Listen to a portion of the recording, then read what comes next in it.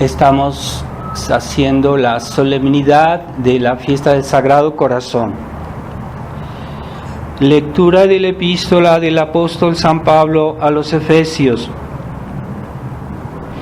Hermanos, a mí, el menor de todos los santos, se me ha dado esta gracia de anunciarlas a los gentiles las inescrutables riquezas de Cristo y de iluminar a todos sobre cuál sea la dispensación del misterio, desde el principio de los siglos escondido en Dios, Creador de todo, para que por la Iglesia se descubra a los principados y a las potestades del cielo la multiformidad de la sabiduría de Dios, conforme a su eterno designio, puesto en ejecución por medio de Jesucristo, nuestro Señor, por quien, mediante la fe en Él, osamos acercarnos confiadamente a Dios.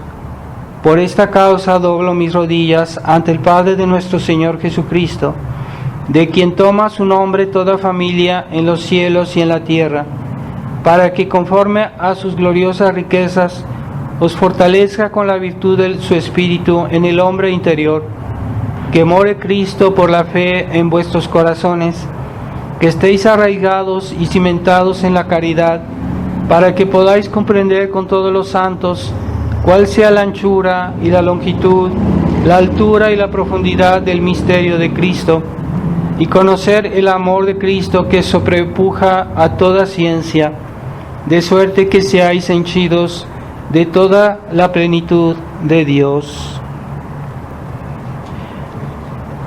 Continuación del Santo Evangelio según San Juan. En aquel tiempo los judíos, como era el día de la preparación, para que el sábado no quedasen los cuerpos en la cruz, porque era solemne aquel sábado, rogaron a Pilato que les quebrasen las piernas a los ajusticiados y los quitasen. Llegaron pues los soldados y quebraron las piernas del primero y del otro que habían sido crucificados con él. Mas al llegar a Jesús, como lo vieron ya muerto, no le quebraron las piernas. Mas uno de los soldados le abrió con la lanza el costado, y al punto salió sangre y agua. Y quien lo vio es el que lo asegura, y su testimonio es verdadero. Y él sabe que dice la verdad, para que también vosotros creáis. Pues esto sucedió en cumplimiento de la Escritura: no le quebraréis hueso alguno. Y en otra Escritura dice: verán al que traspasaron.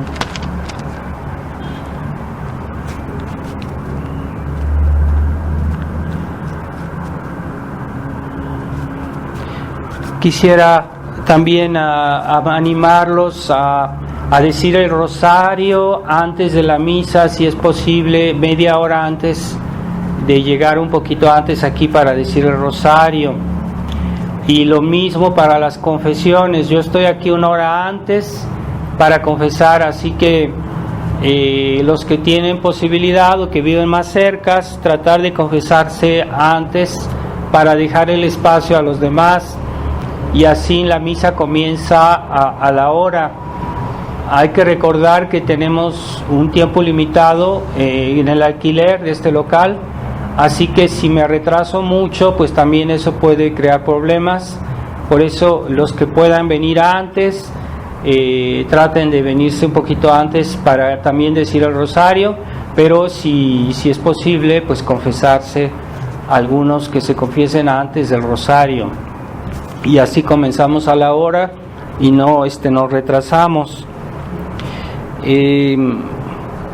También los que no puedan venir a misa por alguna razón, no dejen de oír el sermón que es una manera pues de estar en unión, porque nosotros, como quiera que sea, conformamos una pequeña comunidad, y pueden oír el sermón en su casa, no dejen de oírlo. Es una manera de estar en unión. En esa manera, hoy es tan fácil, yo les mando el sermón por internet, y entonces traten de oírlo, y sobre todo cuando no hay misa aquí, pues por lo menos oigan el sermón para que puedan digamos, en cierta manera también santificar el domingo, pero se puede oír en la semana si no puede en el domingo. Les pido sus oraciones. La situación del mundo es muy grave. Ahorita hay rumores de guerra, hay rumores de desastres, también se dice que va a haber tal vez problemas de comida, que no va a haber suficiente que comer. Así que yo les animo a hacer oración y penitencia por todas las causas que hay hoy, que son, o sea, una cantidad enorme de problemas que hay en el mundo, todos sumados, pues es algo gravísimo.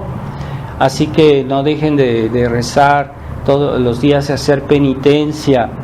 También los deberes de Estado, las obligaciones cotidianas, si se hacen bien, con mucha fidelidad, pueden ofrecerse como una forma de penitencia. Así que no olviden, aquellos que tienen ocupaciones o cosas que hacer, ofrezcan eso a Dios en espíritu de penitencia y háganlo bien, para que Dios se los tome a cuenta.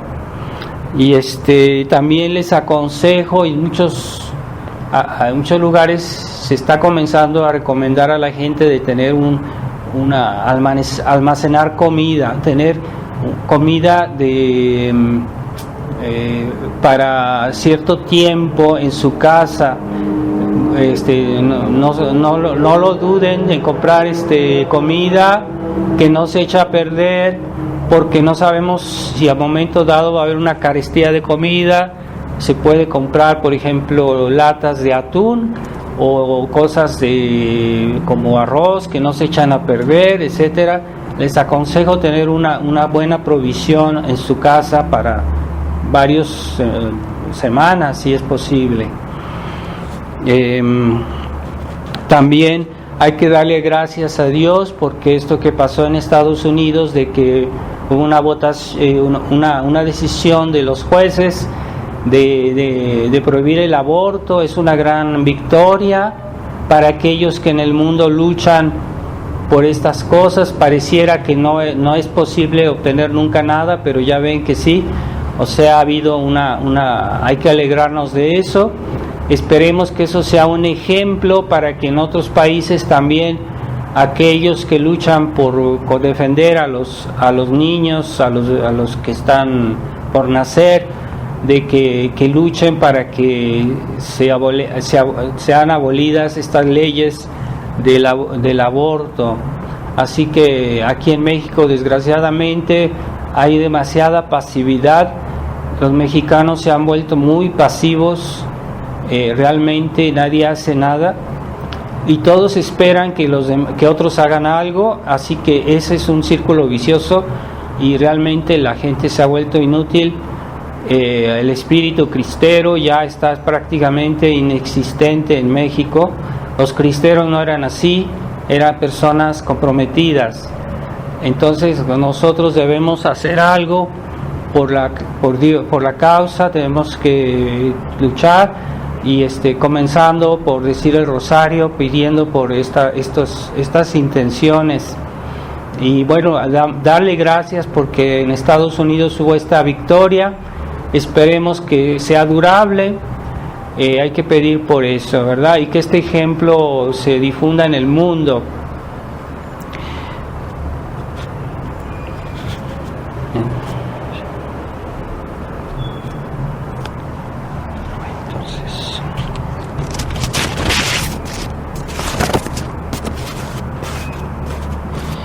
En el nombre del Padre, del Hijo y del Espíritu Santo. Amén.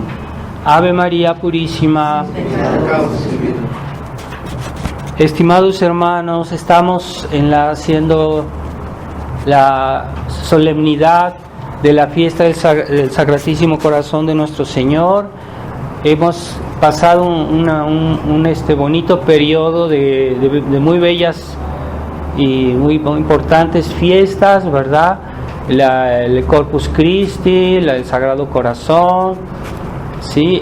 La fiesta en esta semana de San Juan Bautista, la Santísima Trinidad, etcétera.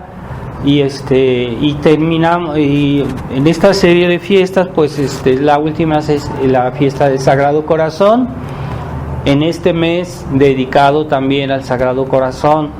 Así que no olvidemos que los hombres somos así, debemos siempre estarnos recordando las cosas debido a nuestra fragilidad, a nuestra falta de atención. Entonces, por eso la Iglesia cada año nos vuelve a proponer otra vez los mismos misterios, porque de esa manera volvemos a ponerlos en consideración y tratamos de profundizar más este misterio de cada fiesta. Por eso no se trata simplemente de decir hoy es la fiesta tal, sino hoy vamos a dedicar este día a meditar sobre este misterio de nuestra religión, y así que en este día estamos meditando el misterio del amor que Dios ha tenido hacia los hombres, y es un misterio tan grande que no lo podemos comprender. ¿Por qué?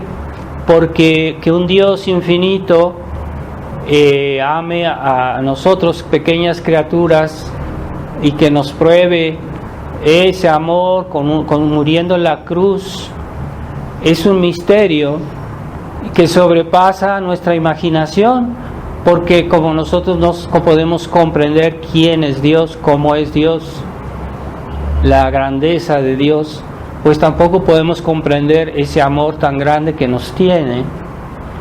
Pero en la medida que nosotros podemos comprenderlo, debemos corresponder a ese amor, y es lo que Dios espera de nosotros. Sobre todo que hoy la gran mayoría es negligente en considerar estas verdades, y vive como si este amor de Dios no existiera. Esa indiferencia es muy ofensiva hacia Dios, ¿verdad? Si nosotros somos muy sensibles a veces cuando una persona nos niega el saludo o que no nos quiere considerar, es muy ofensivo, nos sentimos muy mal. Hay personas que se indignan de eso, pues la indiferencia al amor que Dios nos tiene es mucho más ofensivo, porque la persona que es ofendida es mucho más digna, mucho más grande, mucho más buena, y ha hecho actos que sobrepasan de mucho todo lo que nosotros los hombres podemos considerar. Así que la indiferencia hacia el Sagrado Corazón es un pecado muy grave, y el hecho que Dios en esta vida, se puede decir que guarda silencio, nos da muchas oportunidades, pero Él no nos obliga de una manera física.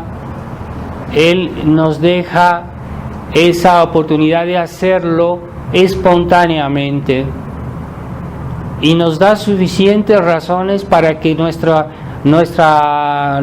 respuesta sea muy generosa, porque nos da razones muy grandes para que nuestra respuesta sea muy generosa, y pero no nos quiere obligar, porque Él quiere que esta respuesta sea espontánea. Dios quiere absolutamente que nuestro amor, que nuestra correspondencia venga de una manera espontánea, y es como es más bien recibido, ¿verdad? Es como si, por ejemplo, alguien nos hace un regalo, pero si lo hace de manera espontánea, ese regalo nos agrada mucho más. O cuando una persona nos hace un regalo simplemente por vil interés, por pura obligación, pues eso no nos deja contentos, no nos satisface, ¿verdad? Pero si alguien nos hace un regalo, aunque sea el más pequeño, pero con mucha dedicación, con mucho afecto, ese regalo lo apreciamos mucho. Por eso Dios quiere que lo hagamos, que nosotros correspondamos a su amor de una manera espontánea. No nos obliga, pero nos da razones fortísimas para que nosotros tengamos una gran generosidad. Entonces, ahí está el problema, que los hombres no reaccionan, aún viendo la gran bondad de Dios, todo lo que Él hace por nosotros. Así que no sea nuestro caso, ¿verdad? Y no esperemos que Dios va a venir a hacer algo especial, ¿verdad? Como los judíos que decían, haz un gran milagro y creeremos, ¿verdad? Que caiga fuego del cielo, que haga un milagro en el cielo, algo portentoso, y entonces creeremos. Y Jesús les dijo que no hizo ese milagro, porque Él dice, ustedes tienen suficientes razones para creer, y todos tienen suficientes razones para corresponder y amarme, no voy a hacer nada más. Así que hay mucha gente que está esperando que Dios haga algo para que ellos se conviertan, para que ellos hagan la voluntad de Dios. No es necesario. Sin embargo, es en esos actos nuestros que seremos juzgados y que recibiremos o bien una recompensa eterna o un castigo eterno. No hay que jugar con Dios, porque Dios es muy exigente, aunque no parece, pero en esta vida mucha gente creen que porque Dios es muy paciente, nos da muchas oportunidades, nos da mucho tiempo, creen que por eso Dios no es exigente. No, sí, Dios es muy exigente. Y Jesucristo dijo, hasta los cabellos de vuestra cabeza están contados, y se os pedirá cuentas hasta de la mínima palabra ociosa. Quiere decir que Dios hará un juicio muy riguroso el día de nuestra muerte. No hay que jugar con eso. Pero el hecho que nos da esta aparentemente Él no se preocupa, no es que no se preocupe, es que nos da muchas razones para servirlo, y tenemos muchas razones para hacer bien nuestras obligaciones, tenemos muchas razones para santificarnos y ser generosos, muy generosos, como fueron los generosos los santos. Porque los santos fueron tan generosos, porque ellos correspondieron al amor de Dios, y no era necesariamente porque ellos vieron un milagro o porque pasó algo importante, no, sino porque hubo esa correspondencia a estas realidades, como la realidad del Sagrado Corazón, del amor que Dios nos tiene. Entonces, esa pasividad de muchos católicos que están esperando que Dios haga algo, cuando Dios no va a hacer nada, ya hizo bastante, hizo suficiente para que nosotros tengamos razones de sobra para ser santos. Pero esa pasividad es muy peligrosa, porque a momento dado Dios hará justicia, y una justicia severísima. Nadie puede comprender en esta vida la gravedad del castigo del infierno, o la gravedad del castigo del purgatorio, ¿verdad? Es algo tremendo. Y en razón de que Dios da ese castigo tan tremendo, pues en razón de esa pequeña indiferencia de todos los días de los católicos, que dicen, no, es que no importa que yo haga un pecado mortal, Dios es bueno, Dios me espera, Dios me espera, Dios me espera. Cuidado. Entonces Dios nos ha hecho muchas gracias, pero no es nuestro servidor. Dios no es nuestro esclavo, Dios no es nuestro servidor. Somos nosotros que somos sus servidores.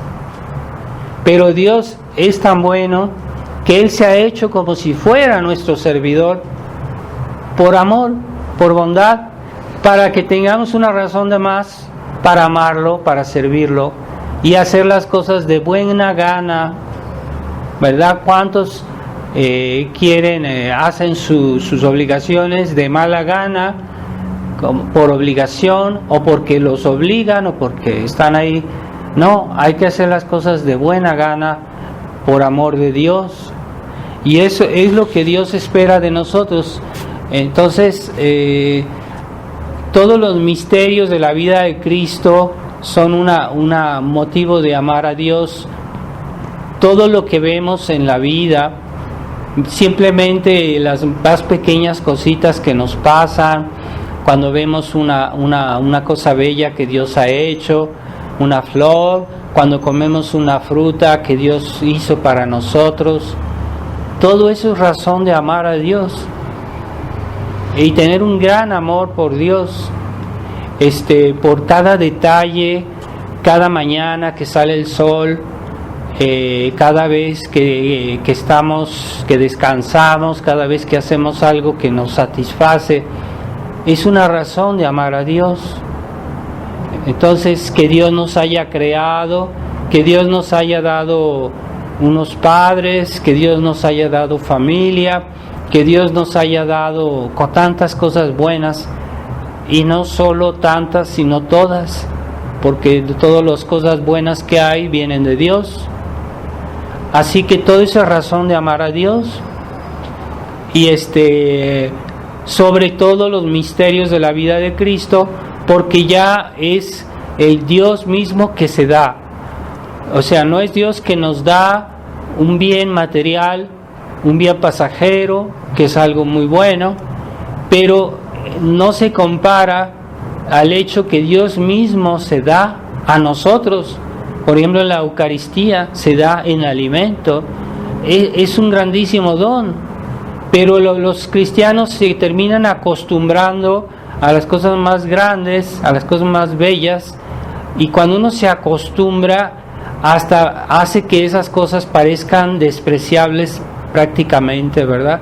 Como que si no tuvieran importancia, ¿verdad? Como decir, no, es que hoy yo no voy a misa porque tengo otra cosa más importante, tengo otra cosa. O sea, como si la misa no fuera importante.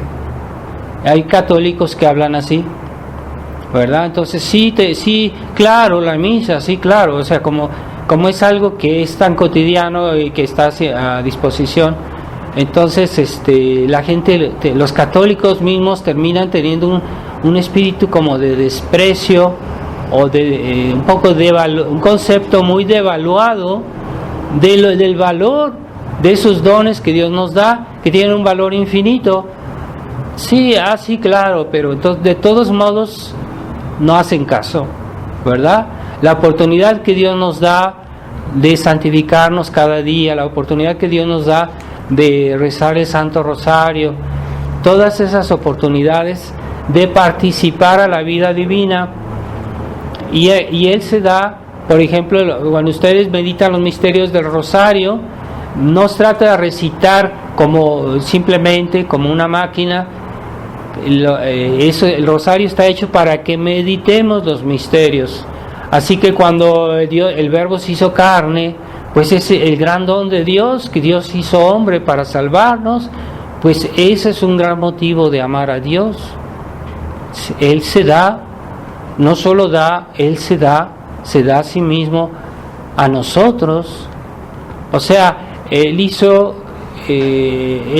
todo lo que pudo para enriquecernos, ¿verdad? Y en cada misterio del Rosario ustedes ven los dones de Dios, pero todo eso está en función de nuestra alma, ¿verdad? ¿Por qué Dios nos dio la Santísima Virgen? Pues para que por medio de la Santísima Virgen nos salváramos. ¿Por qué Dios Por ejemplo, ayer fue la fiesta de San Juan Bautista. ¿Por qué Dios nos dio a San Juan Bautista? Nos dio a San Juan Bautista para que por medio de él creyéramos, ¿verdad? Por medio de él todos hemos creído, como dice el último evangelio de la misa. Entonces era un medio para salvarnos. Y toda la vida de Cristo es como una cadena. O sea, si falta un eslabón, esa cadena ya no sirve, pero todos los eslabones de la cadena hacen que esté unida, y todos son importantes. Pero alguien que no medita sobre la vida de Cristo es como un asno, ¿no? que ve una televisión y no entiende nada. Así son los cristianos que no meditan sobre los misterios de la vida de Cristo. Sí, primer misterio, la anunciación, pero lo repiten como un asno, como un perico, y no meditan sobre eso. Hay que tratar de comprender ese mensaje. Para eso es el rosario, para meditar los misterios de la vida de Cristo. ¿Qué pasó cuando la Virgen fue a visitar a su prima Santa Isabel? Pues también ese momento San Juan Bautista fue santificado. ¿Por qué San Juan Bautista fue santificado en el seno de su madre? Pues para que él fuera el mediador de la fe para mí, para nosotros, no para todos, pero también para mí. Me corresponde, yo estoy concernido ahí en ese misterio. Pues no lo ven. Esa es la ligereza, la tontería de la gente, ¿verdad?, que no medita sobre los misterios. Por eso la Iglesia, la Virgen María, nos pide rezar el rosario, pero no es para decirlo como una máquina, es para meditarlo. ¿Por qué nuestro Señor nació en Belén? ¿Por qué fue llevado al templo? ¿Por qué todos los misterios? Hay algo una comida espiritual, y en todo se manifiesta ese amor de Dios por nosotros. Así que cuando alguien está como acostumbrado a que le hagan demasiados regalos, su corazón se endurece, y llega un momento en que le hacen un regalo y le da igual que le hagan un regalo o que no le hagan el regalo, porque su corazón se endurece. Entonces, que no caigamos en ese defecto. Hay niños, hoy se consiente demasiado a los niños, y hay papás que le están constantemente comprando esto y comprando aquello, y llega un momento en que los niños que piensan que todo eso es normal, y que es normal que sus papás gasten dinero para hacerles un regalo, y ni siquiera se les ocurre dar las gracias. Ni siquiera se endurecen y se vuelven egocéntricos, creen que todo les es debido. Entonces, cuidado, nosotros no debemos caer en eso. Podemos endurecernos del hecho de estar siempre considerando los misterios en el rosario, y después eso nos parece normal, pero es que la pasión de Cristo fue muy dolorosa. ¿Cómo me voy a acostumbrar a eso? No es posible, no puedo acostumbrarme. Eso debería tocar mi corazón. Y ¿cómo es posible que yo vea eso con indiferencia? O por ejemplo, vengo a la Santa Misa en la que se renueva el sacrificio de Jesucristo, y estoy indiferente. A ver a qué hora se acaba la misa, porque tengo que ir acá, tengo que ir allá. Entonces la misa se vuelve un peso, se vuelve una cosa aburrida, ¿verdad? Ya hay muchas familias que no saben inculcarles a los niños el amor de la oración, y les dicen, es que si no haces esto te voy a castigar y vas a decir una oración. No hay que hacer eso, porque el niño va a ver la oración como un castigo, cuando la oración es algo bueno, es algo que nos debería gustar, debería hacerse con placer. Rezar, hablar con Dios y la Virgen, estamos hablando con ellos, aunque no los veamos, pero sabemos que nos están oyendo. Y en ese momento hay una comunicación de gracias que Dios hace a nuestra alma si estamos rezando bien, claro está, o si estamos asistiendo a la misa con devoción, claro está, hay una comunicación de gracias. Entonces, ese amor es algo que es espontáneo, pero que al mismo tiempo obliga. Cuando yo veo que alguien me muestra un amor especial, me siento obligado a corresponder, ¿verdad? A menos que seamos personas muy duras, muy ingratas, pero cuando alguien nos hace un favor y nos muestra mucha amabilidad, generalmente nosotros nos sentimos atraídos hacia ella y agradecidos, ¿verdad? Entonces, el hecho de considerar las cosas que Dios ha hecho por nosotros debería hacernos tener un gran amor por Dios, grandísimo, y tan grande que nosotros mismos no lo podemos concebir, porque son dones infinitos, ¿verdad? El hecho que Dios se dé es un don infinito. No puedo comprenderlo aunque quisiera, pero en la medida que yo comprendo debo corresponder. En la medida que yo puedo, pues debo corresponder. Dios no me pide hacer más de lo que yo puedo hacer, ni amar más de lo que yo puedo hacer, pero sí, Dios se da enteramente, y yo también debo darme enteramente a Él. No hay mayor prueba de amor que la que alguien da la vida por su prójimo. Jesucristo lo dijo, no hay mayor prueba de amor. Entonces Jesucristo dio la vida por nosotros, por cada uno de nosotros, porque hubo una vez un teólogo francés que dijo que no, que de la pasión de Cristo le correspondía a cada quien una gotita de su sangre. Son tonterías. No, Jesucristo dio toda su vida por cada uno de nosotros. Así que si en el mundo no hubiera tanta gente, hubiera solo una persona, Jesucristo hubiera dado su vida igual, ¿verdad? Así que yo debo sentirme concernido cuando oigo los misterios de la pasión de Cristo. Entonces, hoy vivimos una época de carestía espiritual. Hay una época donde la verdad se ha vuelto muy rara, en donde si ustedes van a los periódicos, a los libros y buscan, casi la verdad no está ahí. Es pura mentira, hay muchas cosas parciales, hay muchos engaños. La verdad se ha vuelto rarísima. ¿Cuál es la verdad? La principal verdad, pues es la verdad de Dios, la verdad de la fe. Pero esa verdad que normalmente era la iglesia que nos transmitía eso, hoy la iglesia ha sido ocupada por los modernistas. Entonces la verdad está ausente, ausente en la misma iglesia. Ya los hombres de iglesia no dicen dicen algunas verdades. Yo no digo que no digan ninguna, pero dicen son muchos errores, herejías. ¿Y dónde está la verdad? ¿Verdad? La verdad está en volver a la tradición de la iglesia.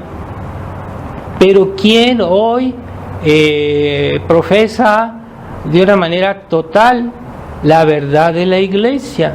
¿Dónde están las personas que hoy profesan toda la verdad de la fe? Y son rarísimos. Casi ningún sacerdote hoy dice la misa tradicional, que es la verdadera misa, la misa de siempre, la misa de la iglesia, la verdadera misa de la iglesia, no la misa moderna, que es una misa hecha a imagen de la cena protestante. Esa misa desagrada a Dios. No está bien, no es la verdad.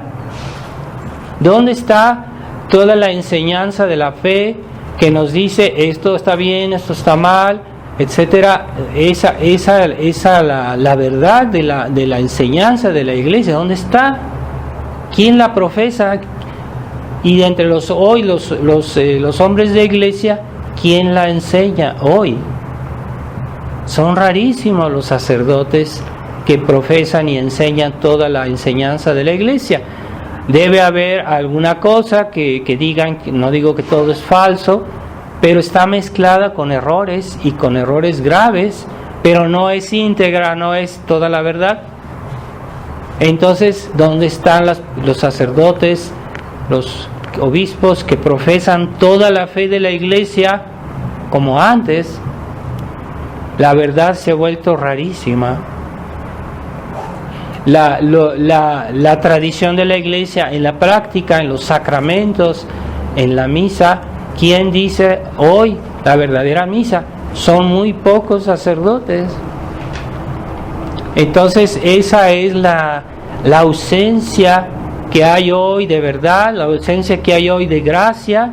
Por eso nosotros en la tradición debemos considerarnos unos hijos consentidos de Dios, porque tenemos la posibilidad de acercarnos a los verdaderos sacramentos, a la verdadera doctrina de la iglesia, que no es nueva, que tiene muchos 1000 años, 2000 años, y esa doctrina es algo precioso, es un don de Dios, y ya mucha gente ahorita es incapaz de explicar por qué estamos aquí en la tierra, cuáles son los medios que Dios nos dio para salvarnos. Mucha gente, si uno le pregunta, no sabe eso. Y tienen un concepto protestante de la vida cristiana y dicen que son católicos, pero de hecho son protestantes. Entonces no ven la necesidad de la iglesia, no ven la necesidad de los sacerdotes, no ven la necesidad de que haya confesarse, o de que alguien nos enseñe la verdad. No ven la necesidad. Entonces nosotros, los tradicionalistas, deberíamos ser muy agradecidos con Dios, porque Dios nos da una muestra de un amor particular. El Sagrado Corazón nos da una prueba de un amor particular hacia nosotros. Así que nosotros, viendo la desolación de la iglesia, la desolación del mundo, todas esas personas que están inmersas en religiones paganas, en religiones falsas, que sus almas están en peligro de salvación eterna, nosotros tenemos una obligación de mayor agradecimiento, de mayor amor hacia el Sagrado Corazón, que nos ha dado una prueba de un amor especial a nosotros los que queremos ser fieles a la tradición. Así que cuando uno ve que hay ciertos tradicionalistas que son muy arrogantes, muy orgullosos, y que por un detalle rechazan todo y hasta se alejan de Dios, etcétera, eso es mucha soberbia. Debemos aprovecharnos de la oportunidad que Dios nos da y de mantener la tradición en nuestros hogares, en nuestras capillas, y sostener a los sacerdotes, los pocos que quedan, que todavía conservan la fe. Entonces, cuando hay personas que por un detalle, aun si fuera cierto, se alejan de la tradición, entonces es una locura. No son conscientes del gran don que hoy es, en esta época, de poder estar en la tradición, porque ahí sí se profesa toda la verdad de la iglesia. No hablo de los tradicionalistas a mitad, que a veces aceptan la misa tradicional y por el otro lado aceptan el Concilio Vaticano II, lo cual es una contradicción. No, yo hablo de los tradicionalistas que sí son conscientes de todo el problema en ese sentido, ¿verdad? O de aquellos tradicionalistas que dicen, sí, la tradición, pero nosotros queremos obedecer al Papa, queremos estar con el Papa, pero es que el Papa ahorita no se le puede obedecer porque el mismo Papa está desorientado. No estamos contra el Papa, reconocemos al Papa, rezamos por él, pero no podemos obedecerlo. Estamos en un caso de una imposibilidad, porque este Papa es modernista, está contaminado por las ideas modernistas. Nosotros no podemos obedecerlo. El día que venga un buen Papa, pues en ese día no habrá ningún problema. Entonces hay unos tradicionalistas que desde el punto de vista práctico están fuera de la verdad, porque no basta de decir yo creo en Dios, yo también debo hacer su voluntad. Y una de las leyes de nuestra religión es la prudencia para proteger nuestra fe. Si yo me expongo a una situación peligrosa, estoy fuera de la verdad, porque estoy exponiéndome al pecado o a la herejía. Entonces eso ya también es una manera de alejarse de la verdad. Cuando una persona se pone en peligro de perder la fe o en peligro de hacer un pecado grave, aunque tenga buenas ideas, de todos modos está mal, porque basta eso para condenarse, una imprudencia grave. Y así puede haber, hay unos que se dicen tradicionalistas, pero que están cometiendo la imprudencia de estar obedeciendo a aquellos que son enemigos de la tradición. Es una contradicción, como quieren obedecer a personas que están contra nuestra fe. Y el Papa Francisco últimamente hizo reflexiones sobre la tradición, diciendo que él no le gusta a los tradicionalistas, lo dice. ¿Y cómo quieren someterse a él aquellos que creen que él les va a ayudar a conservar la tradición? Pues es una tontería, una soberana tontería. Entonces no podemos, pero si nosotros comprendemos, si nosotros sabemos, comprendemos y hacemos lo que Dios quiere, entonces sí estamos correspondiendo a su amor, porque Dios no solo nos pide que aceptemos, Dios nos pide que hagamos. No es suficiente conocer y saber e incluso decir yo te amo, Dios mío, pero después yo hago otra cosa que lo que Dios quiere. Entonces Jesucristo dijo, los que hacen la voluntad de mi Padre son esos los que se van a salvar. No basta decir yo soy tradicionalista, yo pienso bien, yo amo a Dios, pero hago lo que quiero. No. También hay que hacer el bien que uno conoce, y entonces ahí estamos realmente correspondiendo al amor de Dios. Así que hay varias cosas, ¿verdad?, que son necesarias, ¿verdad? Primero, conocer la verdad, después hay que amarla, hay que corresponder, y después hay que hacer lo que la verdad nos enseña, ¿verdad? No solo ciertas cosas, sino también hay un deber de prudencia que obliga, ¿verdad? Y esa prudencia es de no exponerse al pecado, no exponerse a situaciones peligrosas, no exponerse a estar bajo el mando de personas que están destruyendo la fe, destruyendo la iglesia.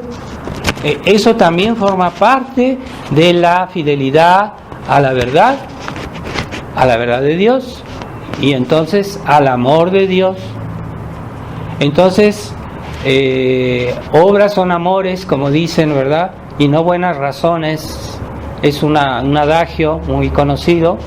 Obras son amores, y las obras, ahí se ve la perfección del amor, ¿verdad? Porque podemos tener un amor teórico por Dios. Sí, yo creo en Dios, yo lo amo, y sí, muy bonito, ¿verdad? Y decimos oraciones muy bonitas, pero ya en los hechos estamos desdiciendo ese amor. Cuidado, no caigamos en ese error, ¿verdad? Es que en los hechos se ve cuando una persona ama realmente, y no es fácil, ¿verdad? Entonces a veces podemos decir que nosotros, a veces nuestros actos no son muy perfectos, ¿verdad? A veces sí intentamos portarnos bien, pero cuando una persona se porta muy bien en los hechos, en los actos, quiere decir que ama mucho a Dios. Así eran los santos, no solo el que me dice Señor, Señor, sino el que hace la voluntad de mi Padre. Es lo que decía nuestro Señor. Esos son los que se salvarán, esos son los que se santifican, los que son más amados de Dios. Así que en esta época hay muchas gentes, yo he visto incluso personas que están en la iglesia moderna que me dicen, ustedes tienen razón en la tradición, pero yo no puedo hacer esto porque ¿qué se imagina usted? Yo voy en mi parroquia, ¿qué van a decir? Y yo no quiero tener problemas con mi familia, etcétera, etcétera. Y no quieren hacer nada, pero sí saben y sí entienden el problema, pero no quieren hacer nada por conveniencias humanas, por respeto humano, por espíritu mundano, lo que ustedes quieran. Y no es suficiente para salvarse, saber. Así que Dios, a nosotros en la tradición somos hijos consentidos. En este mundo decadente hay que tomar conciencia de que los tradicionalistas somos hijos consentidos de Dios. Hemos comprendido cosas que mucha gente no entiende, la mayoría, o que no saben, y debemos en consecuencia ser más fieles y ser más generosos y ser más atentos a lo que hacemos, porque Dios nos ha mostrado un amor particular, más que a los demás. Y así, por ejemplo, había santos en que Dios los favoreció de una manera especial, pero esos santos correspondieron a esas gracias y por eso son santos, ¿verdad? La Virgen María fue santificada en el momento de su concepción, ¿verdad? No, contrariamente a lo que dice el Papa Francisco, ¿no? Que ella también era pecadora. No, la Virgen no era pecadora. Entonces ella, desde el primer instante de su concepción, fue santificada por Dios. Pero no es solo eso, es que ella correspondió.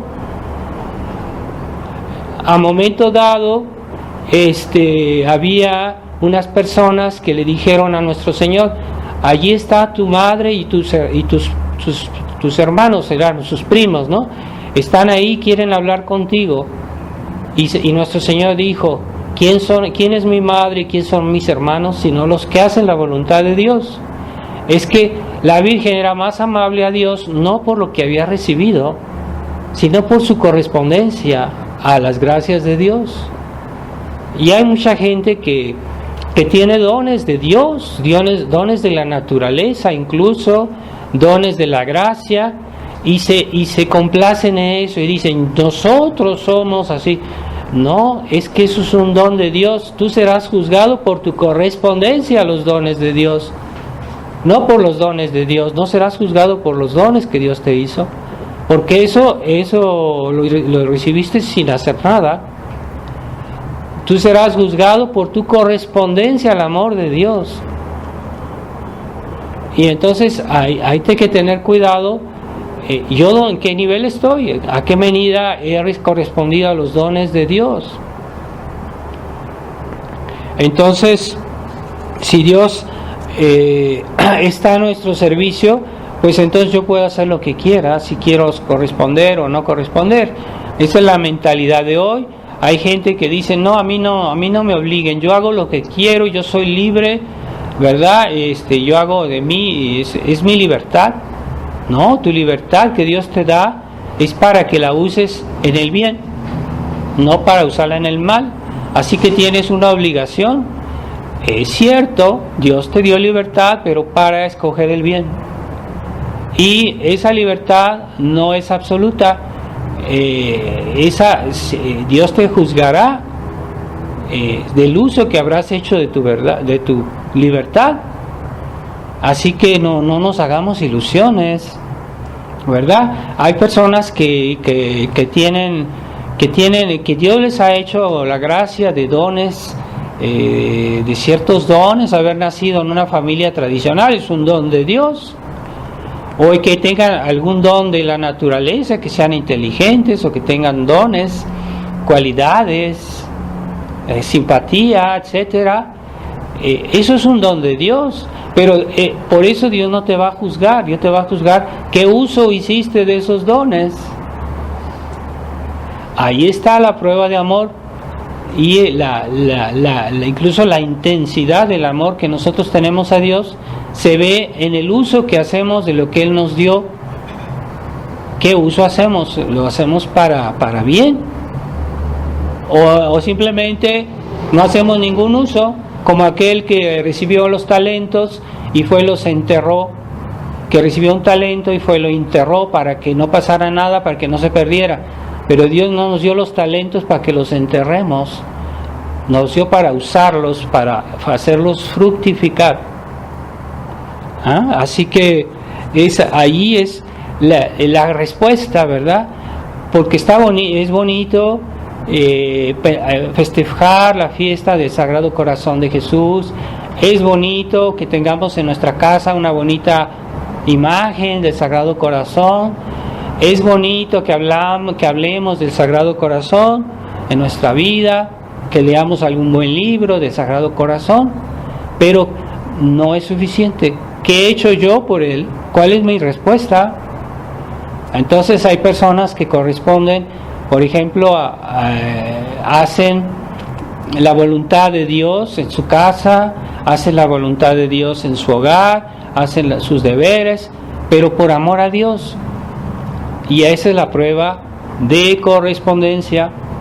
Estamos correspondiendo a la gracia, estamos correspondiendo al amor, y tanto más nos obliga el amor cuanto el amor es más generoso de la parte de Dios.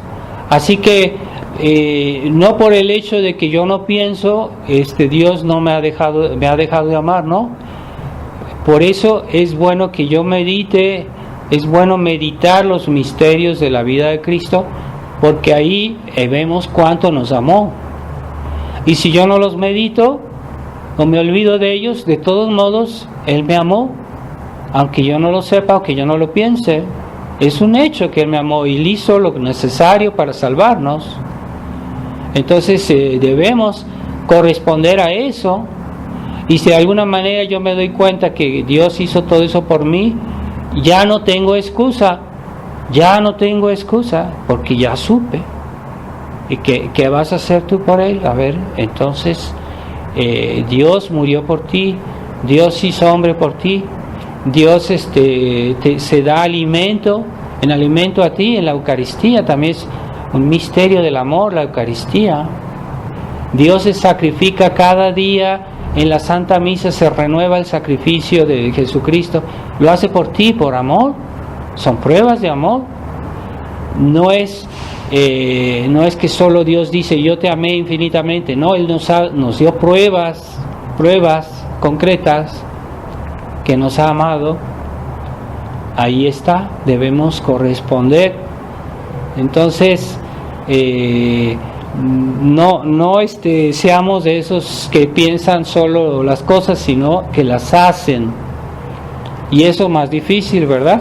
Entonces una persona que hace todos los días sus obligaciones por amor a Dios, como por ejemplo una madre de familia que es muy fiel a su deber, que no falta nada en su casa, todo está en orden y está ocupándose de hacer la voluntad de Dios, es una prueba de amor hacia Dios, pero también hacia el prójimo, porque, por ejemplo, está probando que quiere a sus hijos, porque les da lo necesario, porque los cuida, porque los ayuda y los lleva a Dios, y todo eso son pruebas de amor. Entonces, no hay que disociar el amor de las virtudes.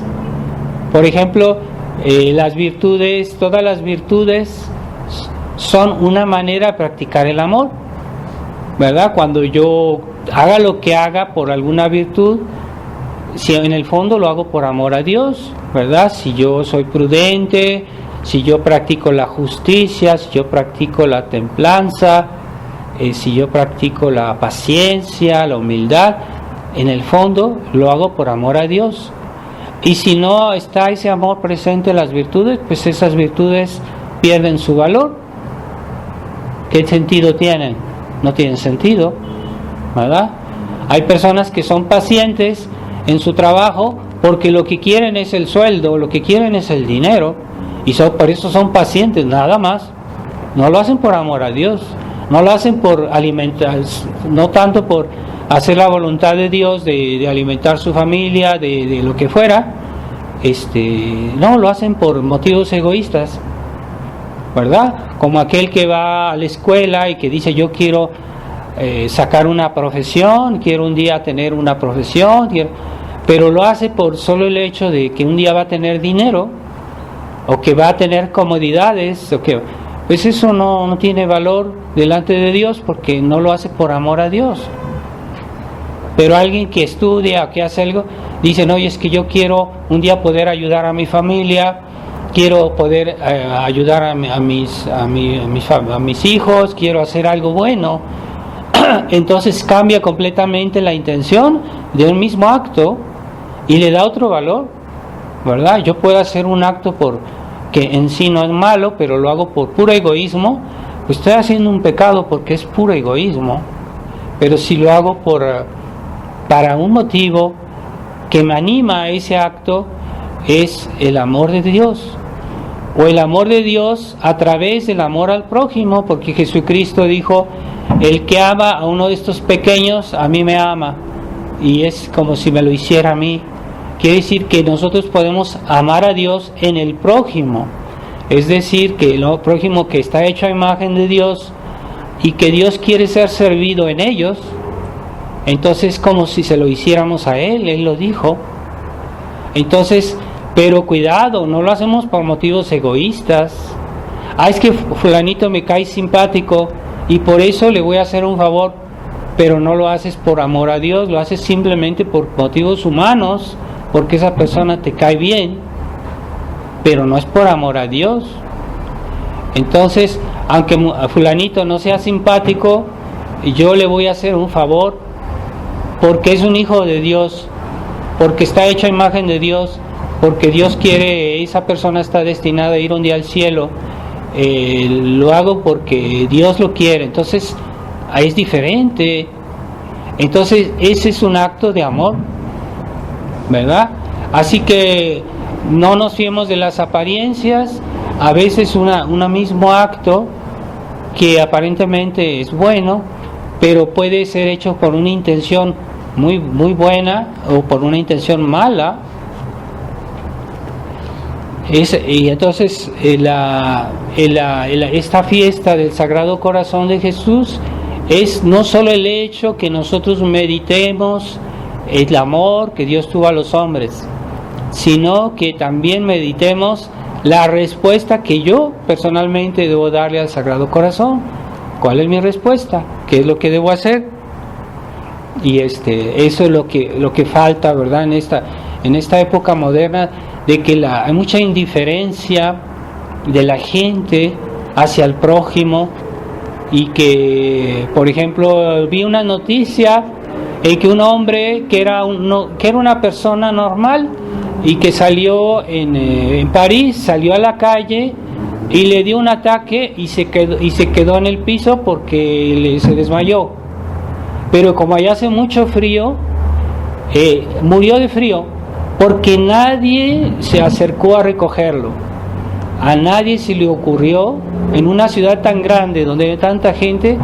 Ya ven las faltas de caridad que hay hoy en esta sociedad que está descristianizada, en estos católicos que son solo de fachada, que no saben hacer las cosas, nada más hablan.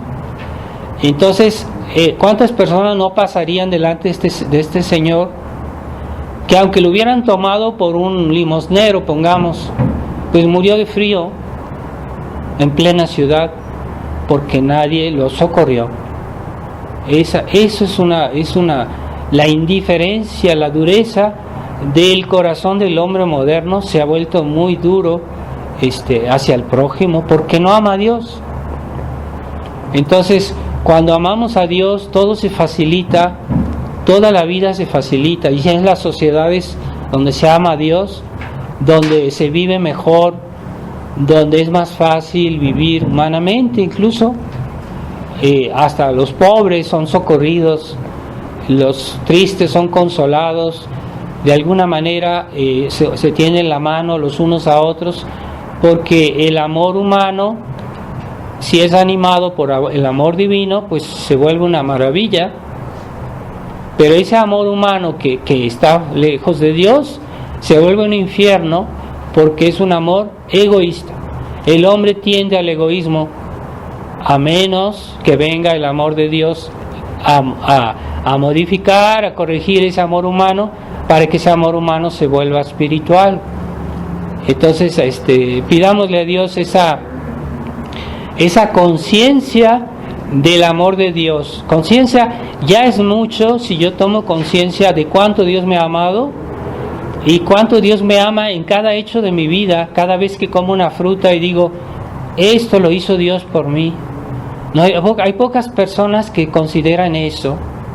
Mira qué bonita flor, mira qué bonita cosa, esto Dios lo hizo por mí. ¿Y qué voy a pensar? No voy a ser ingrato, ¿verdad? No voy a olvidarme de Dios. Entonces ahí está la necesidad de corresponder al amor de Dios y tomar conciencia en un mundo que es pagano, que es ateo prácticamente. Nosotros también tomamos una mentalidad así, sin darnos cuenta, porque todo el mundo actúa así y entramos en ese juego, en esa mentalidad. Cuidado, no es así, no dejemos contaminarnos nuestro espíritu de esa mentalidad. Tenemos sí un deber de ser sociables con los demás, no estamos peleados con todos, pero no tomemos esa mentalidad que hay hoy, esa mentalidad materialista, y tengamos caridad con el prójimo sin perder el sentido de la verdad y del amor de Dios y de los valores de nuestra religión, y tratemos de corresponder sobre todo en las cosas espirituales, que es lo más importante. Hay personas que son humanamente hablando muy amables y son capaces de hacerle un favor a una persona, pero lo hacen por motivos humanos. No, debemos hacerlo por motivos divinos, porque Dios nos dio su fe, nos dio su amor, su caridad, y eso es diferente, tiene otro valor, ¿verdad? Entonces pidámosle a Dios que nos dé que nos contagiemos del amor de Jesucristo por el hecho de frecuentarlo a nuestro Señor. Cuando lo recibimos en la hostia, cuando vamos a misa, cuando decimos el rosario, el hecho de estar cerca de una fogata nos calienta. Pues acerquémonos a Jesucristo, y eso va a darnos, nos va a hacer que nos contagiemos de ese amor, de esa caridad. Meditemos la pasión de Cristo, meditemos los misterios de la vida de Cristo, y nos vamos a contagiar de ese amor. ¿Por qué no? Así que no nos olvidemos que la vida cristiana es solo la lectura, pongamos, también es la oración, también son los actos, también es los grandes deseos, porque hay personas que no pueden hacer nada por los demás, pero tienen grandes deseos. Pues esos grandes deseos tienen mucho valor y tienen un valor de oración. Así que tengamos grandes deseos por los demás, aunque no podamos hacer nada, pero hay que pedir por ellos como si pudiéramos hacerlo, y ofrezcamos los méritos de la pasión de Cristo, los méritos de la Virgen María. Tengamos grandes deseos, no solo para nosotros, para todos. Y eso es muy bonito, lo que Jesucristo espera de nosotros es un corazón generoso, aunque prácticamente no podemos hacer gran cosa, pero principalmente es esos buenos deseos, y aquellos que pueden hacer algo, pues que lo hagan, porque no todos pueden hacer algo por el mundo, por los demás, ¿verdad? Pero si pueden hacer algo, pues que lo hagan, ¿verdad? Así como si hacemos una distribución de las hojitas del rosario que hemos hecho imprimir, pues eso es un acto, es una obra, pues es muy importante. Así que hay unos que ayudaron para pagar los gastos, y otros que ayudaron para distribuirlos, y así cada quien hace algo. Estamos obrando por el amor de Dios, que está pues personificado en nuestro prójimo, y debemos amar al prójimo hecho a imagen de Dios. Vamos a pedirle a la Virgen María su corazón inmaculado, que es el que mejor imitó al corazón de Jesús. ¿Quién imitó mejor al corazón de Jesús? Pues el corazón inmaculado de María. ¿Quién nos puede acercar mejor y servir de intermediario hacia el corazón de Jesús? Pues el corazón inmaculado de María. ¿Quién nos puede ayudar y aconsejar mejor a saber imitar al corazón de Jesús? Pues el corazón inmaculado de María. Así que pidámosle a su corazón inmaculado que nos anime, que nos fortifique, que nos guíe y que nos obtenga el favor del corazón de Jesús. Ave María Purísima, sin pecado concebida. En el nombre del Padre, del Hijo y del Espíritu Santo. Amén.